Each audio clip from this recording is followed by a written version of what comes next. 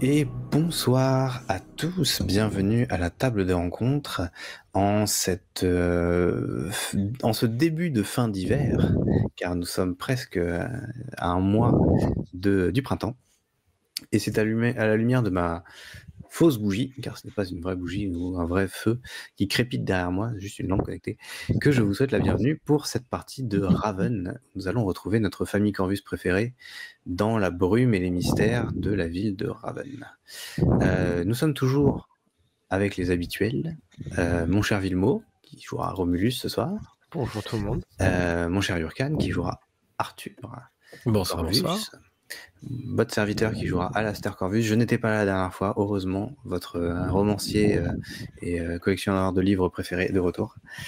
Et nous serons à nouveau MJ par l'inénérable Chat. Bonsoir, Chat. Hello. Hello. Bon, j'espère que vous allez bien tous. Mais oui. On est fin prêt. Moi, je suis content de jouer parce que du coup, ma dernière partie, ça remonte à novembre, je crois. Bah ouais, voilà, en décembre.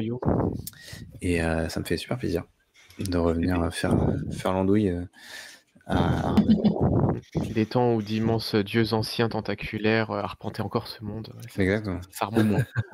Au moins. Et j'entends déjà les petits murmures de milliers d'êtres fictifs qui sont terrifiés à l'idée que nos personnages s'incarnent à nouveau dans cette ville des brumes.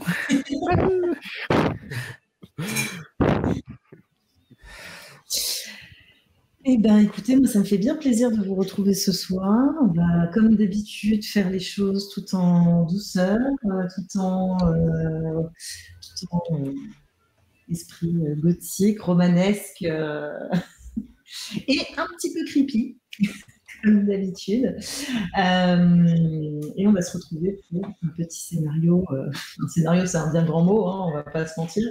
Mais en tout cas, une idée, une amorce qui va faire que, je n'en doute point, vous allez encore tout déchirer comme d'habitude pour cette partie. On est en fin de journée.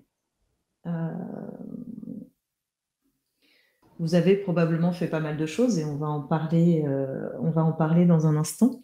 Mais on est en fin de journée.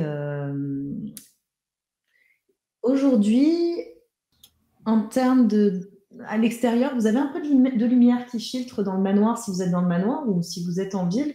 Vous êtes sur une journée qui est presque lumineuse pour Raven au final. On a quelques petits rayons de lumière, pour pas dire de soleil parce qu'il faut pas exagérer non plus, mais on a de la lumière qui filtre un peu plus aisément que d'habitude entre les nuages. La brume a l'air un petit peu en retrait par rapport à d'habitude. Elle a l'air moins pesante. C'est une journée, somme toute, plutôt agréable pour Raven. Donc, comme je disais, on est en fin de journée. Vous avez passé votre journée probablement à faire différentes activités. Et on va d'abord s'intéresser à notre cher Alastair, puisque ça fait longtemps qu'on ne l'a pas entendu s'exprimer sur Raven. Qui va nous dire ce qu'il est en train de faire ou ce qu'il a fait dans la journée, comme tu le sens. Alastair, on l'a quitté dans un nouvel élan un peu créatif. Alastair, il avait décidé d'arrêter d'être un simple spectateur des livres, mais d'être un petit peu plus un acteur maintenant. Et il s'était lancé dans l'idée d'écrire un poème épique, une fresque romanesque, quelque chose de cet acabit, qui viendrait s'inscrire dans la longue tradition des romans qu'on peut trouver dans sa bibliothèque. Il s'était lancé là-dedans la dernière fois quand on a fait le gala de charité, mais les événements du gala l'ont un petit peu touché, notamment l'apparition l'apparition dans la brume, et puis aussi le fait qu'il s'était retrouvé dans une zone qu'il connaissait pas trop. Je crois que c'était un gars à charité notamment pour des gens qui avaient été blessés à la guerre ou un truc comme ça, je sais plus exactement. Il y avait pas un quartier de C'était l'armée ou un truc comme ça. un gala de charité, mais plutôt à destination des personnes un peu démunies. Enfin voilà, c'était les bonnes œuvres un peu de l'année, on va dire. Par contre, on était effectivement à proximité d'un ancien quartier qui a été ravagé par la guerre et Oui, qui c'est ça. est vraiment grignoté par la brume et notamment aussi par des apparitions diverses et variées. Enfin voilà, c'est un quartier qui est totalement en ruine. On avait cette rue commerçant, enfin d'habitation où il y avait l'espèce de gala de charité. Enfin pas, c'est pas vraiment un gala, mais du coup, espèce de brocante de charité, on va Ouais, dire. c'est ça. Voilà. Et en fait, passé cette rue-là, on avait effectivement ces bâtiments en ruine et la fameuse apparition que vous avez vue. Ouais. Et tout ça, ça a fait réaliser à Alastair qu'il connaissait assez mal la ville, à part le centre un peu animé où il allait croiser ses potes poètes au bar, mais qui connaissait pas trop la ville, il connaissait pas trop son histoire à cette ville. Il avait toujours été là à en profiter des bienfaits, des avantages, tout ça, mais il s'était pas trop renseigné, c'est quoi cette guerre, qui s'est affronté, tout ça. Il sait qu'il y en a vaguement une, mais voilà. Et tout ça a un peu réorienté le sujet de son livre, et il voulait en faire en fait une geste sur la ville de Raven elle-même. Et donc, ces derniers temps, Romulus et Arthur, vous n'avez pas forcément beaucoup vu Alastair, qui a été pas mal enfermé dans la bibliothèque, la sienne ou la grande principale. Donc, vous avez peut-être croisé si vous êtes pointé à la bibliothèque. Il a raté pas mal de bouquins, pas mal de repas avec les parents, quand il y en a eu, parce qu'il était occupé à la bibliothèque, où il arrivait toujours un peu tard, il restait pas très longtemps. Donc, il se renseigne beaucoup sur l'histoire de la ville, et potentiellement, un jour, il est venu te voir, Romulus, parce que je sais que tu as fait des tableaux, tu nous en as peut-être parlé, je pense, des tableaux sans trop savoir qu'est-ce que tu peignais. Et j'ai dû te demander un petit peu ton avis sur d'où venaient ces inspirations. Est-ce que ça pourrait être peut-être des personnages historiques de la ville ou peut-être des échos de personnages de personnes qui ont vraiment existé, si c'est des tableaux figuratifs ou peut-être des scènes de la vie de Raven qui résonnent en toi à travers la brume. Voilà, je pense que je suis venu te voir pour te... Alors peut-être pas là aujourd'hui, mais j'ai dû le faire plusieurs fois et peut-être qu'aujourd'hui, ouais, je suis passé dans ton mail parce que j'ai cette question à te poser. Ok. Effectivement, tu vas m'y retrouver. C'est assez. Romulus est assez calme depuis quelques journées à la suite de son rêve. Étrangement plus à l'écoute, alors que d'habitude, il se targue en tout cas de n'avoir que faire de la vie de tous ceux qui l'entourent. Parfois, ça lui arrive, là, étrangement, de vous poser des questions simplement sur comment vous allez. D'ailleurs, ça doit être comme ça qu'il t'a reçu Alastair, en te demandant si tu vas bien, si tu es en forme, Ce qui est presque flippant, ouais. C'est, oui, fort possible, parce que oui, c'est extrêmement probable. Mais quand tu vas mentionner effectivement ce qu'il peint, ça c'est quelque chose qui le gêne beaucoup. Et c'était d'ailleurs quelque chose qui l'obnubilait depuis qu'il a vu lui-même le tableau qu'il pensait avoir peint et qui n'était pas ce qu'il avait en tête. Et ça le fait très vite repencher dans un côté très désagréable, cinglant. Et il va se ressaisir quand même en te disant qu'il ne sait pas trop qui est cette personne et qu'en tout cas ça lui cause du tort vis-à-vis des parents. Mais si tu y tiens, n'hésite pas, toi qui est dans de bonnes grâces avec mère et père, de leur demander. Peut-être qu'eux ont des idées, mais... Est-ce que le tableau, tu l'as exposé quelque part ou tu l'as justement un peu planqué? C'était un de ceux de la brocante. Ah oui, c'était un de ceux de la brocante. Je ne sais pas, est-ce qu'il a été pris dans les bonnes œuvres? Est-ce qu'il a été donné dans une sorte de musée finalement pour être pris plus tard? Enfin, je ne sais pas si on ramène certaines affaires. Mais j'imagine que non, que les tableaux étaient perdus. Bah, là-dessus, je vous laisse être libre de ça, de savoir si tu les as récupérés ou pas. Après, savoir ce qu'ils en ont été faits, tu sais pas, mais si tu les as pas récupérés, mais tu peux les récupérer si tu veux. Comme quand tu fais une brocante où tu récupères tes affaires, tu repars pas. Tu les laisses pas comme ça en vrac avant de repartir. C'est toi de Je voir. pense que vu la problématique de ce qui a été peint, la version qui aura été dite à Romulus, c'est qu'effectivement, rien n'est récupéré parce que c'est un don quoi qu'il en soit. Hmm. Tu parles du tableau de l'ordre, c'est ça? Alors, l'ordre non, c'est pas Pononer, c'est... Oh, mais zut, l'ordre est cher. Achat, ouais. Lui, je crois qu'il a été acheté, le tableau, parce qu'il a beaucoup plu. Mais non, c'est plus le tableau d'Hélène, quand je peignais sans cesse plusieurs séries. C'est celui-là qui est ressorti sans que je me rende compte, mais du coup, celui-ci, il a soit été brûlé, déchiré, en tout cas, il a bien disparu. Ça, on ne le retrouvera pas. Ok. Du coup, ouais, il va pas si j'ai pas moyen de revoir un peu ce tableau, je vais un peu inspecter en fait je veux dire, est-ce que tu m'autorises à faire un petit tour dans ton atelier, que je vois un petit peu tes dernières peintures? Oh, je t'en prie, c'était un atelier improvisé dans la 4e chambre. Je t'accompagne. Tu te rends compte d'ailleurs que son aile est encore plus impeccable que d'habitude. Et d'ailleurs, même quand il t'accompagne jusqu'à la chambre, ça c'est souvent parce qu'il aime pas que les gens déambulent librement dans son aile. Et tu vois dans sa petite veste qu'il y a un chiffon à poussière qui est dans une de ses petites poches. Donc visiblement, même lui a fait, alors c'est peut-être un minimum parce qu'il ne faut pas déconner, je suis très aristocratique quand même, mais même Romulus aurait visiblement enlevé quelques poussières par endroits.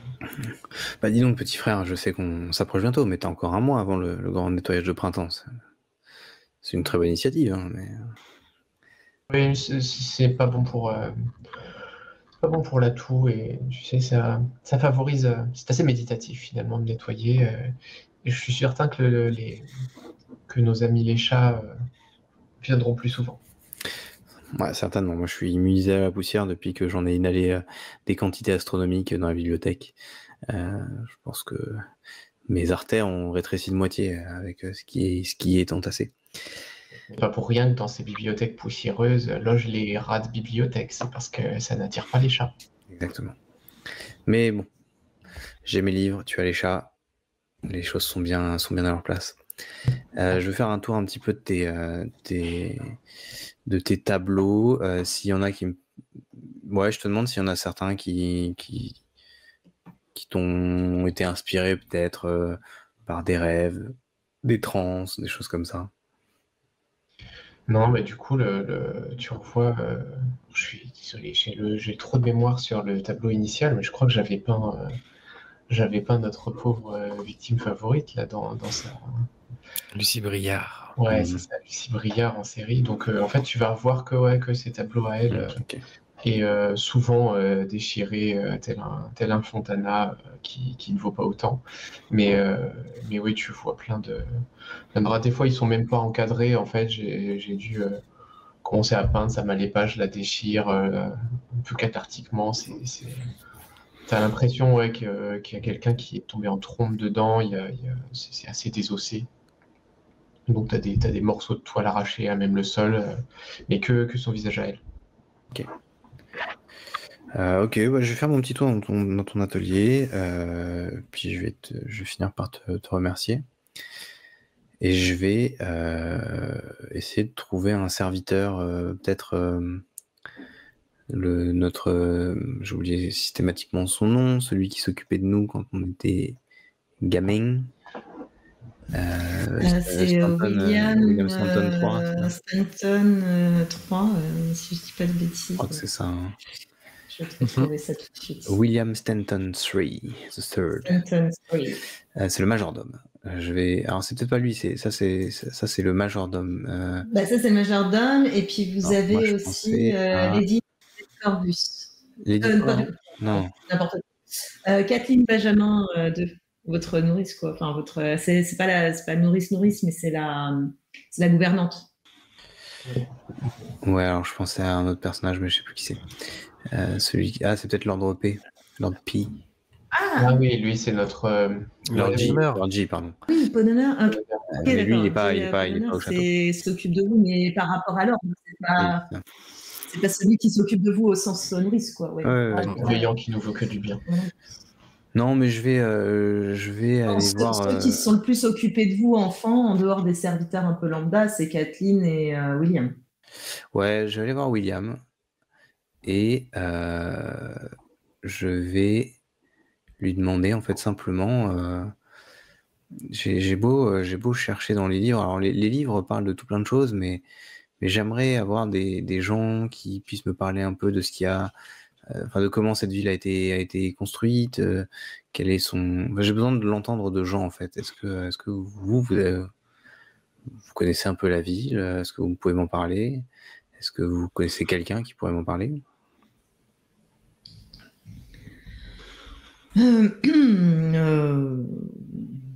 Oui, effectivement, je connais des choses sur la ville, comme tout à chacun, mais je suis un peu occupée là. Tu le vois, il a probablement quelques affaires en main. Il doit être en train de peut-être une liste de choses à gérer au niveau de l'intendance, tu vois, des choses comme ça. Non, mais si pourquoi n'allez-vous pas, par exemple, consulter les bibliothèques de l'ordre? Peut-être qu'il y a plus de choses sur la création de la ville. Après tout. Non, mais oui, mais les bibliothèques. Mais je peux pas écrire un livre en prenant d'un livre. La création, ça vient de l'être humain. Sinon, ça ne fait que passer une information d'un point A à un point B. Il faut qu'elle puisse être traitée par quelqu'un. Et pour avoir cette information, il faut que je l'ai de quelqu'un qui me la narre, qui me la fasse vivre. Si c'est juste pour la lire dans un livre, oui, il y en a plein de livres. Je sais que vous me connaissez depuis l'enfance, mais enfin bon, j'étais pas là à la création de Raven. Enfin... Non, mais peut-être que vous avez des histoires ou des choses. J'ai besoin d'anecdotes vivantes, en fait. Une anecdote. Il va, tu vois, clairement, tu l'enquiquines un peu, là, clairement, lui demander. Oui, mais je fais ça depuis que je suis enfant. Donc, ouais, non, mais tu vois qu'il est blasé. Est-ce qu'il était vivant du temps de la guerre Oui, j'étais en train de me dire. Ça remonte à il y a longtemps. Elle remonte à il y a longtemps, la guerre. Hein. Elle est pas si. Non, par contre, ce qui peut être intéressant, c'est qu'il va te dire qu'il y a un seul site qui est vraiment très ancien en dehors du manoir des Cordus. C'est le siège de la Société des Explorateurs. C'est les deux bâtiments les plus anciens qui sont encore debout, entre guillemets aussi, hein, de Raven. Et donc, il va te dire que si tu veux voir de l'histoire, il faut peut-être visiter l'Ordre des Explorateurs, surtout qu'en plus de la Société des Explorateurs, pardon, parce qu'en plus, eux, ils conservent des traces d'histoire, pour le coup. Ah bah c'est pas pour rien que je lorgne sur ces gens-là depuis des années et des années. Mais ok. Et on n'y va pas comme ça, hein, faut faire attention. J'avais de cet ordre-là. Miss Jean, je crois que tu t'es très bien entendu avec elle lors du... ouais, j'avais commencé un petit peu à... Alors je me demande s'il n'y avait pas une histoire que je m'étais bien entendu avec elle jusqu'à ce que ça dérape. Il y a eu un petit fou à un moment donné. Jusqu'à ce que tu vois sa fin dans la... Ouais, un truc comme ça. Ça m'a un petit peu perturbé. Mais oui, j'avais discuté avec elle, donc bon, effectivement, c'est pas une mauvaise idée. J'irai la recontacter. Et ouais, bah merci William. Et je vais pas vous déranger plus longtemps. Mais de rien. Je vous laisse sur ce. Puis tu vois qu'il se dépêche parce qu'il a limite, il se dépêche sans se dépêcher. C'est-à-dire qu'il marche toujours avec autant de prestance, mais dans son attitude, tu sens que il veut faire en sorte que tu le réinterrompes pas dans sa tâche tout de suite. Ouais. Je me presse, mais j'ai l'air de pas me presser, mais je me presse quand même un peu. Non, mais bon, c'est pas, j'ai plus besoin de lui, donc c'est pas obligé de faire tout un fois. Mais je vais me rendre maintenant à la tour d'astronomie pour aller voir Arthur. Ok, ben Arthur, du coup, Toi, de ton côté?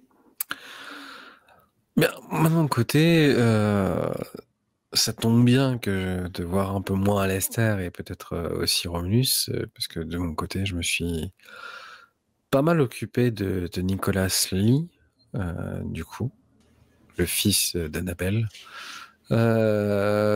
Toujours dans le plus grand des secrets, hein, évidemment, on évite de révéler ce genre de choses, et son cas me préoccupe un peu. Et le fait que la brume ces derniers temps soit un peu plus calme, j'essaie de... Je me pose la question de savoir si c'est parce que j'ai réussi tant bien que mal, ou sur un coup de chance, faire en sorte que ces crises se calment un peu. Et du coup, je peux pas m'empêcher de me poser la question s'il n'y a pas une corrélation entre les deux. Et voilà, donc j'ai passé mes dernières soirées, on va dire, à étudier un petit peu le comportement de la brume, à faire des observations, à utiliser la lunette d'astronomie pour voir la brume autour de Raven un petit peu. Donc plutôt que de fixer les étoiles avec la lunette, je regardais plutôt le sol, au loin. Et voilà, j'essaye de... Il y a un peu cette étude du mouvement de la brume, à la fois pour essayer de trouver une espèce de quelconque corrélation entre les deux, et en même temps d'aider peut-être de quoi aider Annabelle dans sa lutte afin de garder la brume loin de la cité. Donc voilà, je me suis un peu plongé dans cette tâche, on va dire, un petit peu pour essayer de ne pas penser évidemment, la douleur qui ronge mon corps depuis quelques semaines de manière plus fulgurante que d'habitude, liée à je ne sais quelle raison d'ailleurs. Mais voilà, en tout cas, c'est là. Et donc voilà, et en même temps, de temps en temps, j'accompagnais justement Dahlia, ma femme, à ses rencontres avec Elisa pour justement, voilà. Alors des rencontres qui ne se sont pas faites effectivement à la Société des Explorateurs, puisque comme tu le disais tout justement, on n'y accède pas comme ça. Mais voilà, en tout cas, depuis quelque temps, j'ai un peu le plaisir de retrouver une Dahlia un peu plus rayonnante que ça a été le cas ces derniers temps. Voilà. Ok. Effectivement, on n'y rentre pas comme ça. Il faut demander des rendez-vous pour avoir des visites privées, ce genre de choses. Cependant, il est possible que Miss Elisa, ait fait une petite entorse à la règle pour Dahlia, mais pas sur l'intégralité, bien sûr, des collections. Évidemment. De mémoire, Dahlia, Elle a travaillé pour... Elle est partie, on est d'accord. Ah oui, tout à fait. Est-ce qu'elle allait en expédition? On n'avait pas fixé la chose, mais pour moi, oui, ça me semble... C'est toi qui vois. Non, mais moi, ça me semble cohérent, effectivement, qu'elle soit partie en expédition. Et, ok. Ouais, tout à fait. Ok. À ce moment-là, je vais partir du principe qu'elle faisait des expéditions. Peut-être que ça... À toi de voir si tu lis ça avec son état, façon ou autre chose. Ou voilà, ça m'est traversé l'esprit quand effectivement le mal l'a rongé. Donc, mais n'ayant aucune piste sérieuse pour l'instant, c'est pas quelque chose que j'ai réapprofondi, quoi. Ouais. D'accord, ok. Et en fait, Elisa, en consultant les registres, parce que à force de voir Dahlia, etc., elle s'est un peu intéressée à ce que Dahlia faisait aussi à l'époque où elle était à la Société des Explorateurs.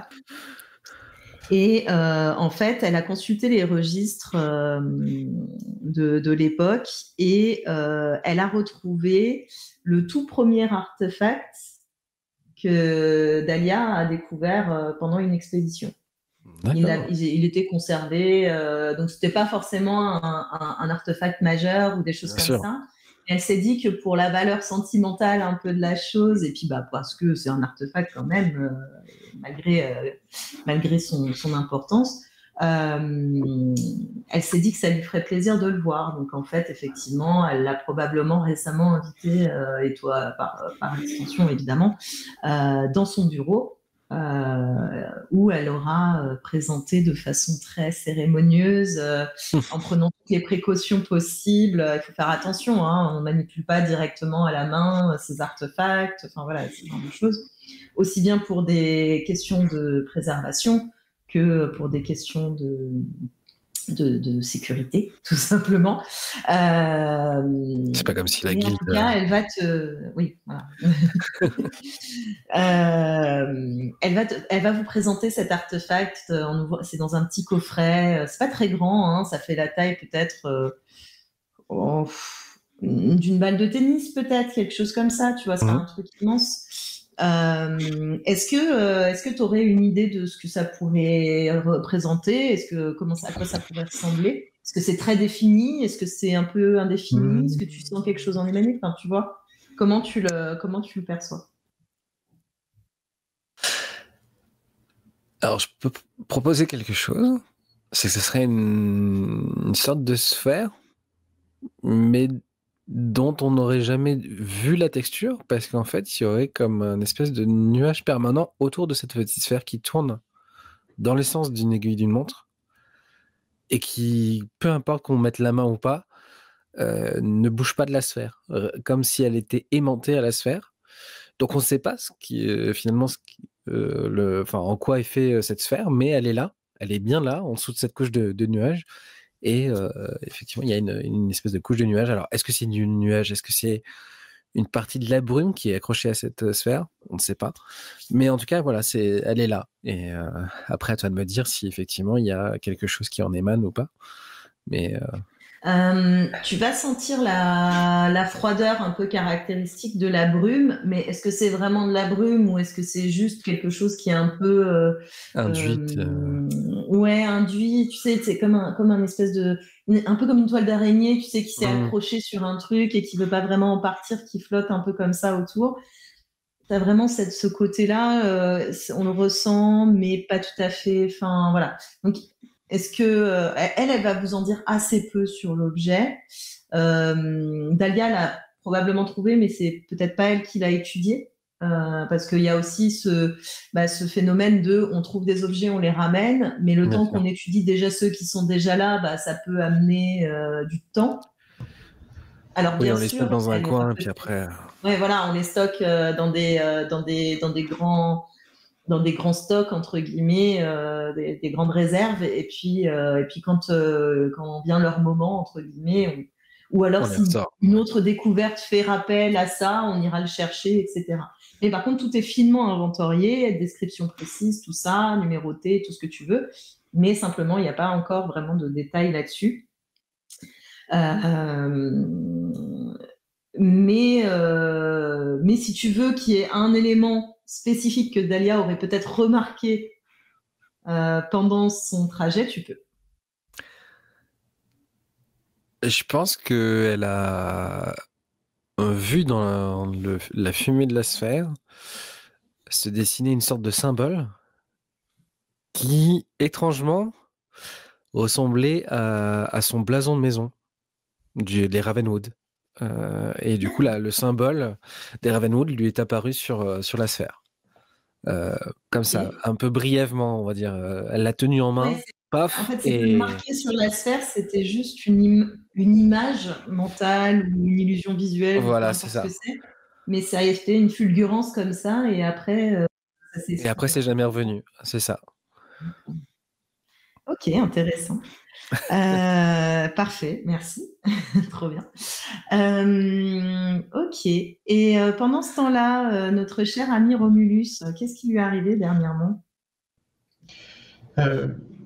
Dernièrement, Romulus, il a embêté un autre de nos alors pas de nos valets, mais un autre des majordomes, à savoir serviteur, voilà, à savoir Alfred Condry III, notre jardinier, parce qu'il va le tanner sur les plans du jardin. Il y a plein de choses qui ne concordent pas. Maintenant qu'il a fait le rêve, d'ailleurs, il t'en parle pas, hein, il parle à personne de ce rêve-là. Surtout en plus trop lent, il a pleuré en se réveillant, alors ça c'est pas aristocratique, bon, il parlera pas de ça, mais Mais par contre, oui, juste le majordome, il le harcèle, hein, vraiment. S'il n'a pas sa réponse, et si Ah, le jardinier. Ouais, le jardinier. Il va le harceler pour avoir vraiment le plus de descriptions possible, les moindres changements qui auraient pu être faits. Déjà, est-ce que le jardinier va dans cette partie du jardin, donc le labyrinthe végétal?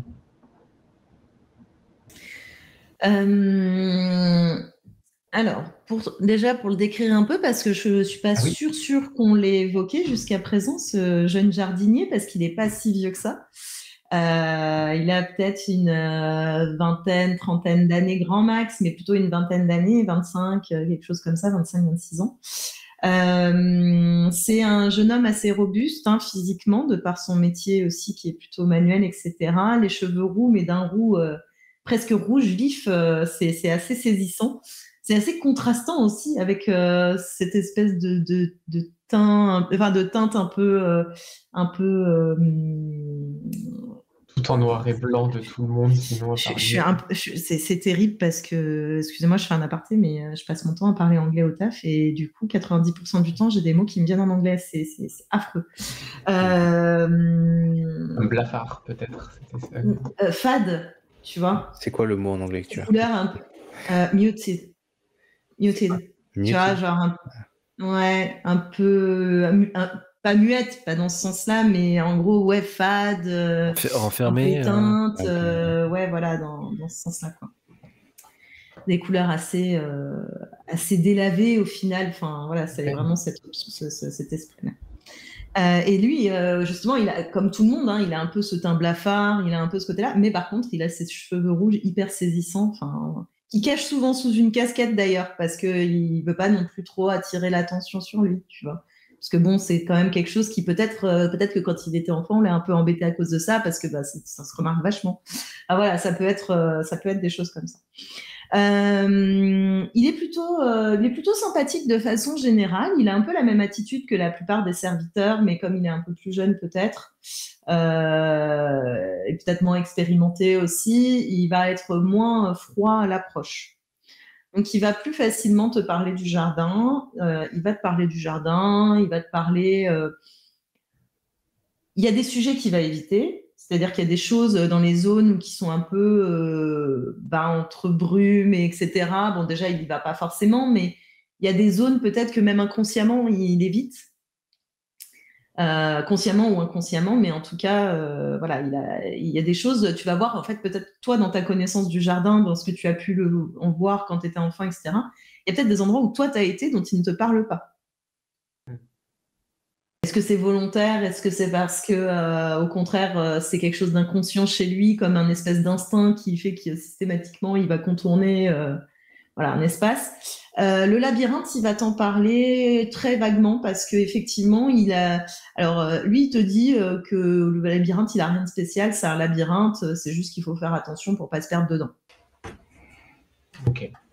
Et pour lui, c'est un labyrinthe végétal. Voilà, il enlève les mauvaises herbes, il s'assure qu'il n'y ait pas de statues qui soient fissurées dans le temps ou des bancs en pierre qui soient fissurés dans le temps. Mais pour lui, c'est un labyrinthe comme un autre. Si ce n'est que quand il y a un peu trop de brume, il n'y reste pas. Il y va pas, quoi. Et ouais, du coup, mais effectivement, il va te parler de ça, il va te parler un peu de la topographie, mais effectivement, tu vas voir que c'est assez parcellaire. Okay. Les environnements très proches du manoir, ça va être assez précis. Mais dès que tu t'en éloignes un peu, tout ça devient très morcelé dans son esprit, en tout cas dans la description qu'il t'en fait. Okay. Beaucoup moins cohérent. Ouais, c'est des échanges du coup qui sont très très frustrants pour moi parce que d'une part, visiblement dans ces dires, il n'y a aucun mystère intéressant, comme si le lieu était finalement assez banal, ce qui ne l'est pas à mes yeux. Et en plus de ça, ces descriptions, elles sont trop lacunaires, absolument imprécises, en fait indignes d'intérêt et du temps que j'y ai consacré, c'est-à-dire quelques secondes, alors que c'est moi qui viens l'embêter. Mais voilà, en tout cas, je suis vraiment limite irrité. Je me dis à quoi il sert ce jardinier. Ça, je vais me garder de le dire parce que j'en ai marre qu'on me tombe dessus tout le temps quand je suis tout simplement franc. Mais Mais donc ouais, je suis irrité. Décidément, ce Alfred fait partie des personnes que je vais pas vraiment considérer beaucoup plus.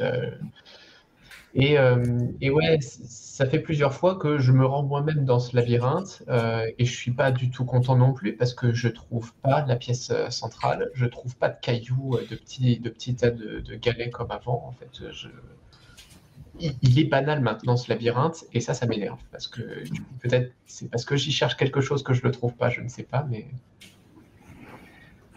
voilà. Donc les autres, vous me voyez, toi tous les deux, je crois. Hein, toi, Alastair, t'es plus dans la bibliothèque, mais toi, Arthur, comme tu regardes beaucoup la brume, t'as dû me voir à plein de moments de la journée, des moments différents en plus. Je change la temporalité, je me suis fait une routine pour. Oui, je vois effectivement le jardin de la tour d'astronomie. Ouais. Et tu me vois rentrer dans le jardin, ressortir, pas content. Pas du tout content.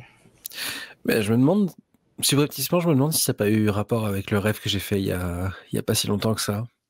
Je me demande si t'es pas sur quelque chose, mais bon. Et en plus, je me grille, mais ça. Après, voilà, t'es pas venu me voir, du coup, je vois pas pourquoi je viendrais te voir tout de suite. Je suis un peu plus préoccupé par ce qui est avec Annabelle, donc peut-être que si tu viens me voir, effectivement, je t'en toucherai deux mots ou quoi, j'en sais rien, on verra. Mais pour l'instant, non, effectivement, oui. Je me garde juste de me faire des réflexions. Tiens, il est encore là. Ok. Bon. On verra plus tard. Je vais également poser une petite question, celle-ci elle va aller vite, je pense, j'espère. Mais au cuisinier, je vais embêter tous ceux qu'on n'a pas encore embêtés. Ma question porte sur le fait que qu'est-ce qu'on doit. Merci à tous de m'obliger à aller revérifier le monde et les trucs que j'ai oubliés sur la ville parce que c'est pas. Ça nous fait vraiment plaisir. On est sur Edward Stone 6, qui est le cuisinier. N'oublie pas son commis de cuisine aussi après. Oui, c'est Martin Walker. 5, ok. On va te faire créer chaque PNJ de chaque détour de cette maison. Non, j'ai de la chance qu'ils ont été créés quand même. Les principaux, les incontournables, on va dire, dans le fonctionnement d'une maison. Mais après, bien sûr, il y a plein de marges de manœuvre pour en créer plein d'autres, parce qu'il y a plein de serviteurs partout. Mais en tout cas, notre cher marmiton, enfin, notre cher chef de cuisine, et la caricature, parce que voilà, pourquoi pas, et la caricature même de ce qu'on peut imaginer quand on pense à un chef cuisinier dans un manoir de cette époque. Donc, ventripotent, le tablier taché de gras, de sang, de tout ce que vous pouvez qu'il a utilisé pour la cuisine du jour. Il vient peut-être même juste d'égorger une oie ou quoi que ce soit pour le repas du soir.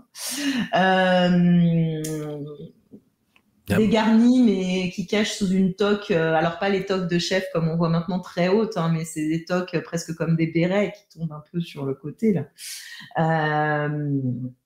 Et il est assez grand, assez imposant, il a des mains immenses, et c'est peut-être ça qui va vous marquer même dans ses traits physiques.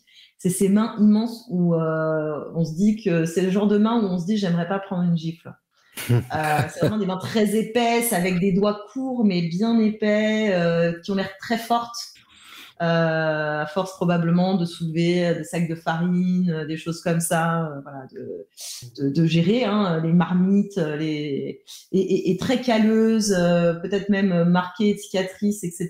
parce que justement les brûlures, les coupures, etc. etc. Peut-être qu'il éveille même chez Romulus peut-être une forme de crainte entre guillemets enfantine, dans le sens où c'est peut-être, je sais pas, hein, tu me dis, mais j'imagine par exemple Romulus qui va aller se faufiler dans la cuisine pour y choper quelque chose et puis qui se fait attraper par le chef en plein milieu de la nuit, qui va le chasser avec un coup de torchon sur les cuisses, tu vois, enfin ce genre d'image-là, tu vois. Ah ouais. Alors ça a pu arriver, mais ça, Romulus s'en souvient pas trop, parce qu'il y a plein de choses dont il se souvient pas de ce temps-là, et puis maintenant il est très grand, et en plus là, c'est immonde dans la cuisine, il y a du sang, enfin vraiment c'est des sauvages, quoi, égorger les oies comme ça, c'est vraiment... Et d'ailleurs, je vais très poliment avoir un geste de dégoût et sortir mon torchon à poussière que je vais recycler en torchon à odeur, comme ça. En le regardant de la tête aux pieds avec un sourcil qui veut tout dire, c'est absolument immonde, oh mais pourquoi un homme peut en arriver là à faire une besogne aussi infecte pour quelconque être que ce soit, enfin vraiment quelle barbarie. Et ouais, du coup, mais il y a cette crainte que du coup je m'explique pas, mais qui est là. Peut-être que tu te souviens pas pourquoi, mais que c'est un petit peu presque dans le ventre, tu sais, le petit papillon, enfin le petit nœud dans le ventre ou un truc comme ça, quoi. C'est exactement ça. Et du coup, je chasse la pensée parce que ça m'énerve de perdre un peu mes moyens là-dessus, et je vais me dire que c'est parce que vraiment ça sent les petits bouts d'intestin pas encore bien cuits. Enfin, il y a un truc qui va pas dans cette cuisine, et je me convainc que c'est ça. Et je vais aller droit au but.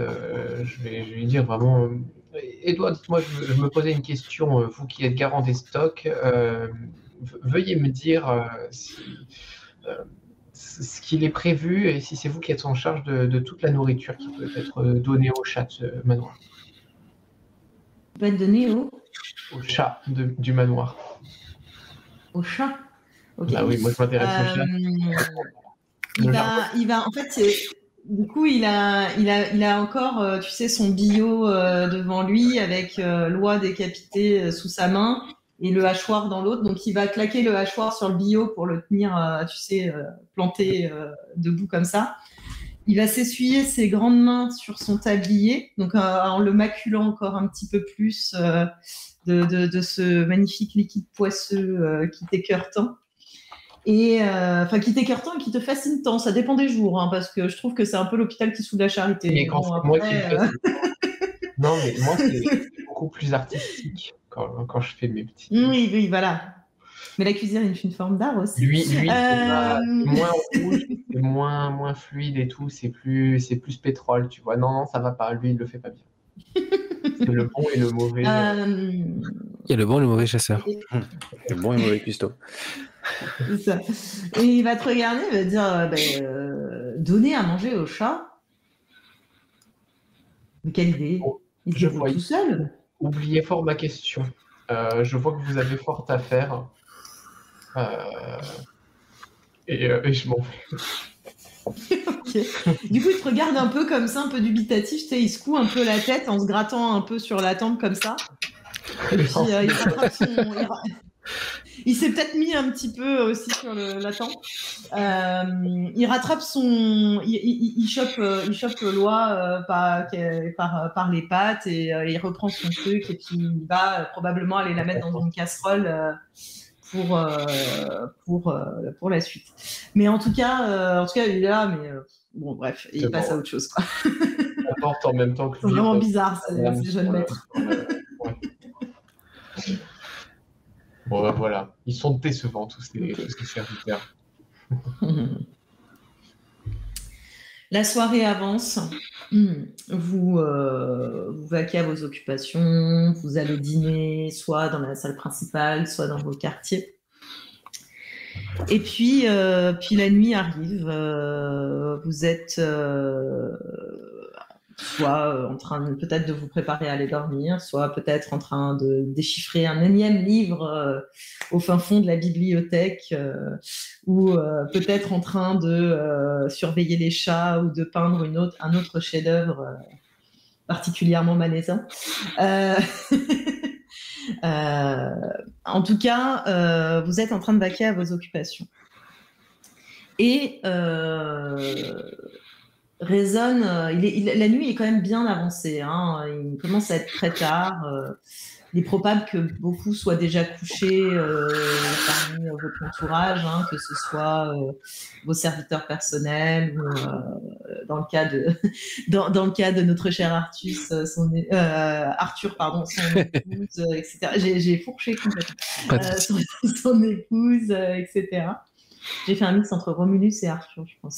Ça donnait Arthur, oui, mais non, mais en fait, du coup, ouais, parce qu'en fait, j'étais partie pour dire Romulus et j'ai T'as switché. Ouais. Et en fait, vous allez entendre une espèce de musique, des accords, comme si quelqu'un jouait de la guitare, mais de la guitare classique, hein, tout ce qui est plus classique.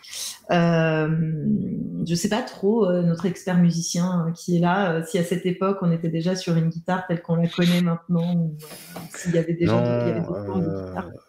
Peut-être pas des guitares comme ça, mais il y avait des genres d'instruments à cordes. Hein. Ah, remarque, attends, c'est quoi Je me dis qu'on commence à passer tard quand même. Hein. C'est quand même équivalent du 19e. Oui. Ouais, 19e, tu commences à avoir des guitares classiques quand même. Ou en tout cas, t'as des genres d'instruments qui ressemblent à une guitare, si c'est pas exactement comme ça. Voilà, une guitare ou une mandoline, selon ce que vous avez envie, par exemple. Ouais. Mais en tout cas, voilà, vous avez cette musique qui est à la fois triste et à la fois elle prend au cœur, quoi. C'est vraiment le genre de musique qui, quand on l'écoute, met des frissons et accompagnée d'une voix d'homme.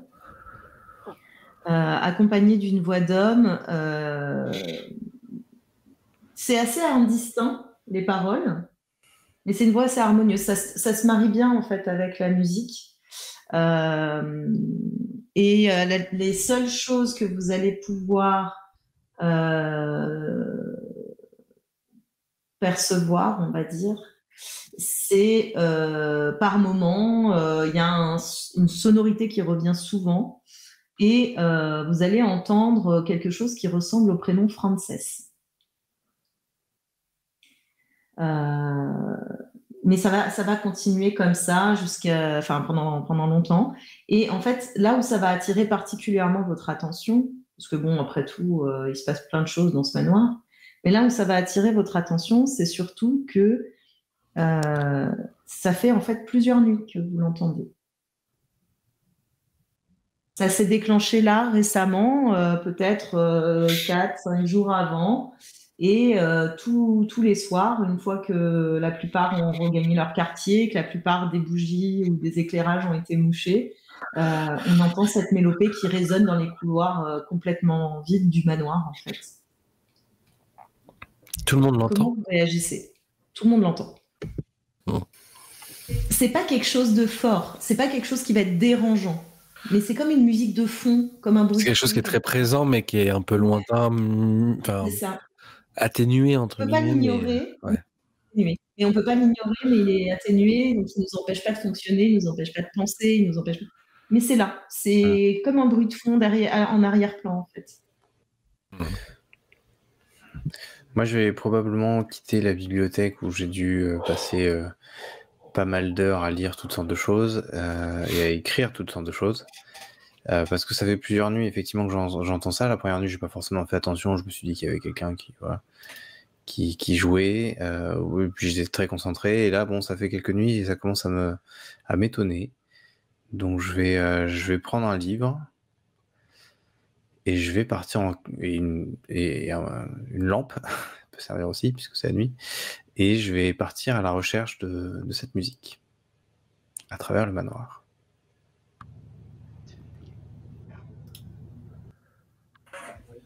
Enfin, tu vas me trouver sur... Pardon, les autres. J'avais coupé mon micro, excusez-moi. Sur ton chemin, enfin sur ta quête, tu vas à un moment me croiser visiblement irrité. La première fois, un peu comme toi, je n'y ai pas prêté attention, mais ça m'irritait déjà, parce que c'est quelque chose que je ne contrôle pas dans le manoir et ça m'énerve toujours un petit peu. Control freak. Mais là, dès la deuxième, troisième fois, là c'est plus possible. Alors peut-être victime de ma propre magie, hein, à manipuler l'obsession, j'en finis très obsessionnel, ça vous le savez. Et donc là, cette nuit, ça devient vital. Je ne dormirai pas de toute façon tant que je ne comprends pas ce dont il s'agit. Euh, et en plus, ouais, je suis aussi assez intrigué parce que je crois qu'on n'a jamais rencontré le Laird Frances Ronel, mais c'est quelqu'un qui n'a pas du tout de bon rapport avec nous. Je crois que c'est un peu comme Lord de Chair. Donc ça m'intrigue. Est-ce que c'est lui? Est-ce que c'est quelqu'un d'autre? Ok. Je suis assez silencieux. Dès que tu vas me croiser, je vais te dire bon, je vois que cette musique n'est pas là à déranger. Enfin, ne me dérange pas. Ne dérange pas uniquement ma personne, mais elle est parvenue jusqu'à tes quartiers. Ah, mais cette musique ne me dérange pas. Elle m'intrigue.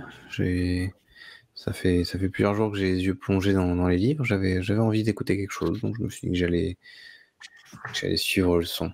Mais joins-toi à moi. Je vois bien. Si cette musique ne te gêne pas, oui, je t'en prie, en tout cas, je me joins à toi. Il est temps de savoir.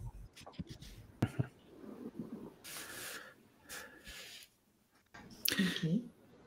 Et pour ma part, la première nuit, j'étais dans mon cabinet de curiosité, donc ça me surprenait pas que ça résonne un petit peu, puisque le cabinet n'est pas loin du hall de la tour d'astronomie. Mais au bout du 3e soir, quand je travaille dans mon laboratoire qui est censé être insonorisé, ou en tout cas le mieux possible, là, je commence ça m'intrigue. Comme ça m'insupporte pas, mais ça m'intrigue effectivement. Et là, je me dis qu'il y a sans doute une histoire de magie ou d'autre chose sous cette musique, sous cette air. Donc un truc bizarre dans ce. voilà, dans ce manoir. Donc Ah. donc je vais faire pareil. Je vais Un de plus. voilà, un de plus. Un de plus. Et puis bon, ça veut dire un petit peu d'exploration, donc potentiellement redécouvrir d'autres choses quelque part, c'est pas inintéressant non plus. Donc je prends ma montre à gousset avec laquelle je pratique ma magie d'hypnose et ma canne et je vais rejoindre. En tout cas, je me mets en route vers ce que je pense être l'origine du bruit de la musique. Et sans doute que je tombe sur mes 2 frères. Vous allez faire vos chemins un peu séparément, mais effectivement, à un moment, vous allez vous rejoindre. Au début, quand vous avez commencé à vous diriger vers le son, c'était assez diffus. Je pense que pour Arthur particulièrement, ça devait résonner d'une façon un peu spéciale.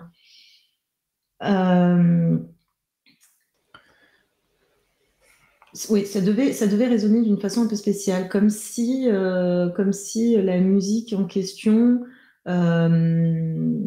t'évoquait des émotions que tu avais peut-être déjà ressenties ou partiellement ressenties. En fait.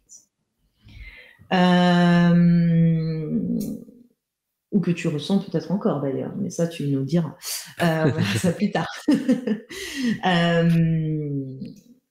Mais en tout cas, au début, bon, vous avancez dans les couloirs, c'est des couloirs que vous connaissez bien, qui sont régulièrement fréquentés.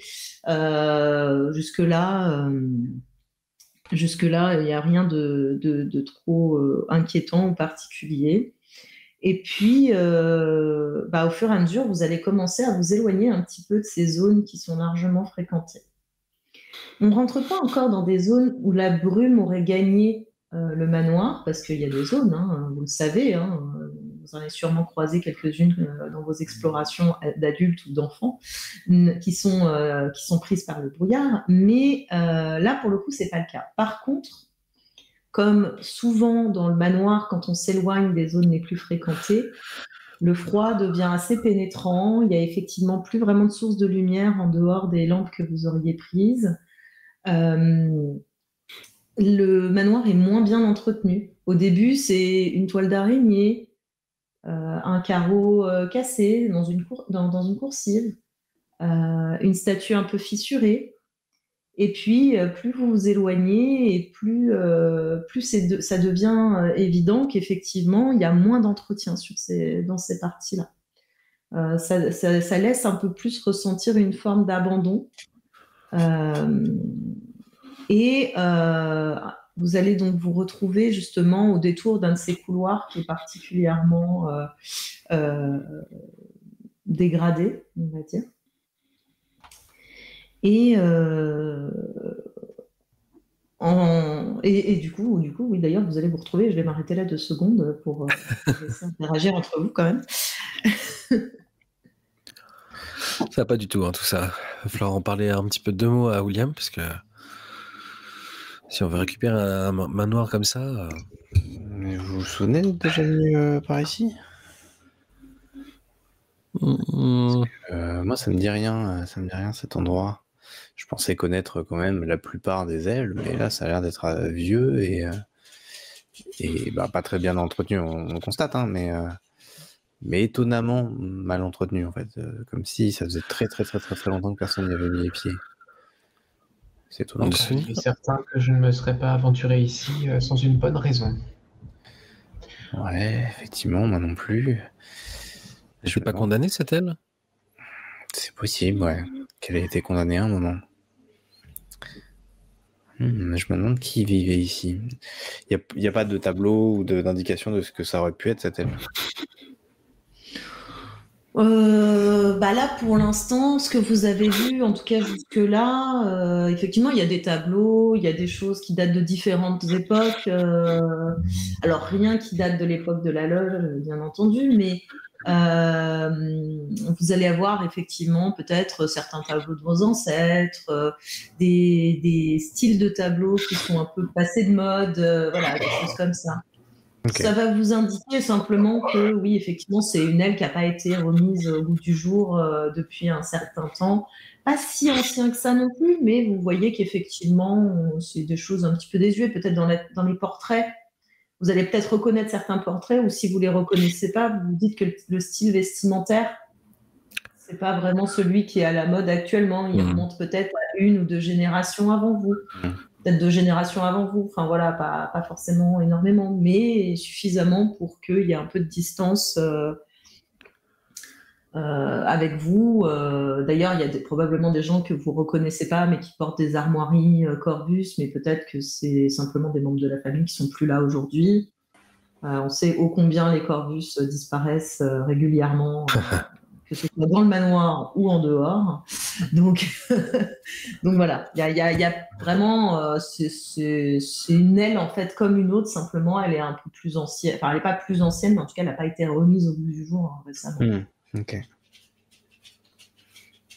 Mystérieux quand même. C'est pas notre arrière-grand-mère Eugénie ici? Enfin, une des sœurs de notre arrière-grand-mère Eugénie? Ça y ressemble, ouais. Ça fait longtemps que je me suis pas penché dans les albums photos, enfin les albums de peinture, mais... Bon, je vous propose qu'on suive pour aller voir qui joue de la musique comme ça, et qu'on demande à nos parents d'où sort tout cet endroit. Enfin, qui ou quoi, on verra, mais ouais. Après, le fait que vous ayez des ailes comme ça, enfin, il faut garder à l'esprit qu'en dehors des ailes que vous fréquentez, vous avez conscience que le manoir est immense. Simplement, vous n'en connaissez pas vraiment, réellement les limites, en fait. C'est tout le paradoxe du truc. Vous savez qu'il y a des zones qui sont à l'abandon, etc. Simplement, vous n'y mettez pas souvent les pieds, soit parce que ça ne vous a pas intéressé jusque-là, soit parce que vous vous êtes fait choper au moment où vous avez voulu faire l'exploration et qu'on vous a dit pas par là. Voilà, soit il y a de la brume, et puis en plus, la brume, c'est un peu aléatoire. Il y a des couloirs qui sont inaccessibles à certaines périodes, d'autres non. Peut-être que cette partie-là était inaccessible, mais que comme en ce moment la brume est un peu en retrait, peut-être qu'elle s'est simplement retirée du couloir. Enfin voilà, ça peut être plein de choses qui peuvent justifier le fait que vous n'ayez pas exploré ce couloir auparavant. Ok, bon. Ou alors tout ça n'est qu'un mirage. Ou tout ça n'est peut-être qu'un mirage. La musique n'a pas l'air d'être plus forte depuis le début, mais en fait, vous avez ce savoir instinctif que vous êtes sur la bonne direction. Pourtant, la musique ne s'amplifie pas, elle a toujours l'air de régner dans l'air comme ça. Et puis, en approchant du bout du couloir dans lequel vous vous trouvez. En fait, vous vous trouvez sur un cul-de-sac. Ça fait déjà un petit moment que vous vous baladez, hein, vous marchez dans le manoir. Et en fait, en levant votre lampe pour voir justement que c'est un cul-de-sac, etc., en fait, vous allez vous retrouver face à un très grand portrait. Un portrait qui est totalement défraîchi. Pour le coup, il a l'air même peut-être un tout petit peu plus ancien que celui d'avant, mais pas forcément beaucoup plus. Mais ce qui va vous frapper, c'est que effectivement, c'est une jeune femme qui est très jolie et qui vous rappelle quelqu'un que vous connaissez, et notamment que tu as vu récemment, Arthur, puisque elle ressemble pas comme deux gouttes d'eau, mais de façon très prononcée à Elisa. Ok.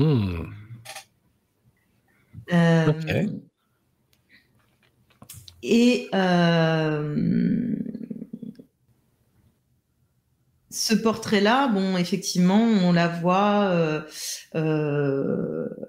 assise de façon très classique, hein, pour un portrait. Sauf qu'il est un peu étrange, ce portrait, parce qu'en fait, derrière son siège, on a l'impression de voir le manche d'une guitare dépassée.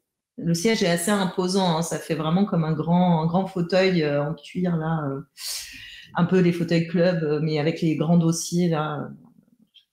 Mais on voit un manche de guitare dépassé à côté, enfin derrière, pardon, de derrière, et on voit simplement attends, si je regarde un manche, donc c'est le dos du manche que vous voyez, et vous voyez juste un pouce qui, vu son aspect, a l'air d'être celui d'un homme. D'accord. Et le son a l'air de venir de là. Comme je disais, le son, en fait, vous savez au final que quelque part, ça vous a guidé vers ce tableau, mais il n'émane pas particulièrement de là. Il est toujours dans l'air. Là, en fait, partout dans l'air, quoi. Tu vois, vraiment très enveloppant au final. Je me demande même si c'est pas une illusion auditive et qu'en fait, il est dans notre tête. Enfin, que l'air est dans notre tête. Dans notre tête à tous, c'est étrange. C'est ça. Vous m'entendez rester silencieusement, hein, c'est juste avec mes signes habituels, mes petits tics de quand vous savez très bien que je suis énervé. Je me retourne un peu presque violemment vers vous. Nos regards se croisent, Arthur, et tu remarques que assez fugacement, comme si j'allais m'en prendre à toi parce que tu es la première personne qui passe. Je me retiens, il y a une sorte de douceur dans mes yeux qui arrive, je me ressaisis.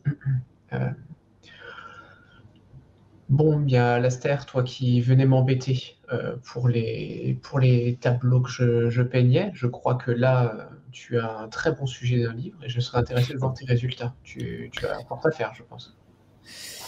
Oui, effectivement. Est-ce que, je vais poser une question bête, mais est-ce que quelqu'un a déjà vu cette personne?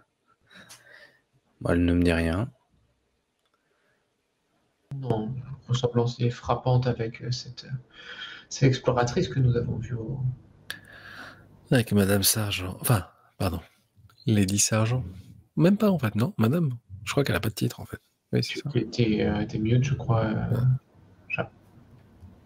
Pardon, excusez-moi. C'est parce que comme je bois en même temps, j'ai peur de faire du bruit avec ma tasse à chaque fois. Excusez-moi. Non, elle n'a pas de titre. C'est Miss Elisa Sargent. Mais en fait, effectivement, elle est proche. Elle est extrêmement familière, pure. Ouais. Mais pour vous l'avez croisée, ne serait-ce qu'au bal, et évidemment à d'autres occasions aussi, parce que c'est quelqu'un qui est très important dans la société des explorateurs. Mais par contre, effectivement, elle n'a pas de titre. C'est pas une aristocrate comme vous. Mais pour le coup, vous l'avez déjà vue. Après, c'est pas, comme je dis, c'est pas son sosie non plus, mais elle lui ressemble. Ouais. Voilà, très familier, quoi. Donc peut-être que vous qui l'avez croisé que dans des situations mondaines, effectivement, vous dites « Ah, ça me rappelle un peu quelqu'un », mais effectivement, pour Arthur, ça laissera peut-être moins de doute. Mais du coup, ouais, alors peut-être que c'est une ancêtre, mais pourquoi est-ce qu'il y aurait un tableau d'une ancêtre de cette personne chez nous? C'est étonnant. Peut-être que c'est un de nos ancêtres dont elle est la descendante. Il faut peut-être voir les choses dans cet ordre-là. Peut-être que Miss Sargent est une cousine Corvus. Plus éloignée, quoi. Ouais. Et le 11, si elle est parvenue en quelques générations à perdre tous ses titres. Peut-être que c'est une descendante naturelle, mais hors mariage. Je vois. Qui n'a jamais eu l'occasion d'être reconnue avec les titres qui lui seraient dus si elle était née en mariage. Et c'est peut-être l'une des raisons pour laquelle elle ne fait pas tout un sujet de son rapport avec les Corvus, en dehors du fait que notre famille ne soit pas particulièrement bien vue. Nous tenons peut-être même une des raisons de la décadence de cette aile, si finalement il y a eu une autre forme de décadence généalogique. C'est possible, effectivement. Des choses que la famille ferait oublier. J'adore cette décadence généalogique, c'est incroyable.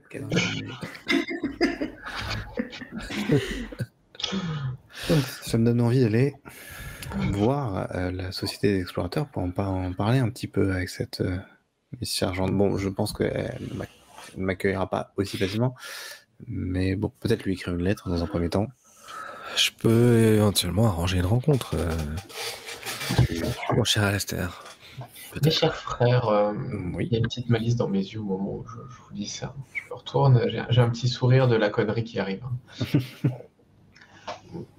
En vue des nombreuses pièces qui finissent par nous être inaccessibles, soit par un des fameux décrets de nos paternels et maternels respectifs, ou des aléas des couloirs de ce manoir ou de ces jardins, il serait peut-être sage que nous emmenions dans une de nos ailes à ce tableau. Tu seras triste, Alastair, de perdre ton objet d'étude. Tu vas nous voir déplacer un tableau de 3 mètres par 6 comme ça à 3? C'est ce que j'allais dire, il est grand. Hein. Il est grand, et puis quelque part, c'est pas à toi, Romulus, que je vais apprendre que le manoir a un peu ses us et ses habitudes, et que interférer avec son organisation est peut-être pas la meilleure des idées. En tout cas, visiblement, il n'y a plus d'us et coutumes dans cette aile depuis bien longtemps. Ou peut-être qu'il y en a que nous ne comprenons pas. Je suis pas particulièrement à l'aise avec l'idée de prendre quelque chose qui a été caché pour une raison qui nous échappe encore. Et puis Romus, je te rappelle la dernière fois qu'on a pris quelque chose qu'il fallait pas. Et là j'agite la montre à ta vue, Romulus. Je crois que on devrait se garder cette petite leçon en mémoire pour ne pas reproduire ces erreurs. Même si aujourd'hui elle m'est utile, je ne dis pas le contraire. Mais bon. Je vois, comme vous le voulez.